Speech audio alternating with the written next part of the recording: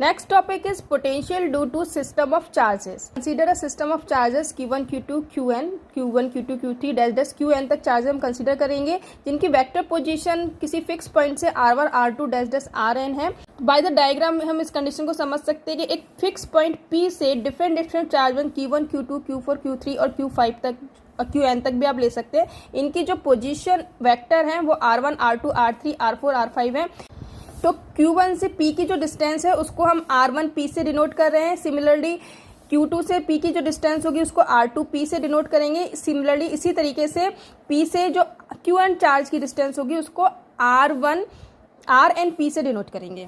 We know that कि potential क्या होता है ड्यू टू वन चार्ज के थ्रू। जो पोटेंशियल होता है वो क्या होता है 1/4πε0 Q1/R1P, और R1P is the distance between the Q1 and P।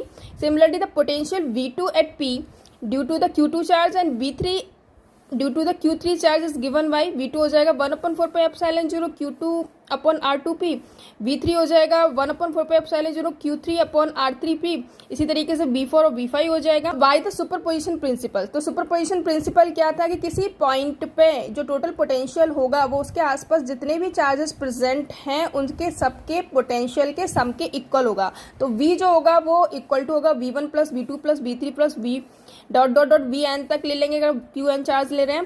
तो V की जो टोटल वैल्यू आएगी वो होगी 1/4πε0। 1/4πε0 हमने कॉमन ले लिया होगी, सबके साथ सेम चीज थी। तो अंदर रह जाए Q1/R1P, Q2/R2P प्लस Q3/R3P, कहाँ तक Qn/RnP तक हम इसका सम कर देंगे।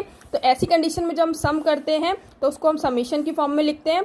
तो V की जो वैल्यू होगी 1/4πε0 समेशन ऑफ QI/RIP, और I की जो वैल्यू 1 to n होगी। Next important point is that अगर कोई यूनिफॉर्मली चार्ज्ड स्पेरिकल सेल है तो उसके सेंटर पे जो पोटेंशियल होगा due to the number of charges के थ्रू, तो वो टोटल होगा V इक्वल टू 1/4πε0 Q/R। यहाँ Q जो है वो टोटल चार्ज को रिप्रेजेंट कर रहा है, R जो है रेडियस है। जो R1, R2, R3 जो भी डिस्टेंसेज होंगी वो R के इक्वल होंगी, यानी रेडियस के इक्वल होंगी। नो डैट कि इनसाइड इलेक्ट्रिकल फील्ड जो होती है inside the spherical shell zero होती है, क्योंकि अंदर कोई भी चार्जेस नहीं होता है। तो इसमें पोटेंशियल डिफरेंस जो होगा इनसाइड द सेल कांस्टेंट रहेगा। कि जो वैल्यू होगी जो आउटर सरफेस पे जो पोटेंशियल की जो वैल्यू थी उसके इक्वल होगी V इक्वल टू 1/4πε0 Q/R। और इनसाइड द सेल हमें कोई भी वर्क डन नहीं करना पड़ेगा एक चार्ज को मूव करवाने के लिए।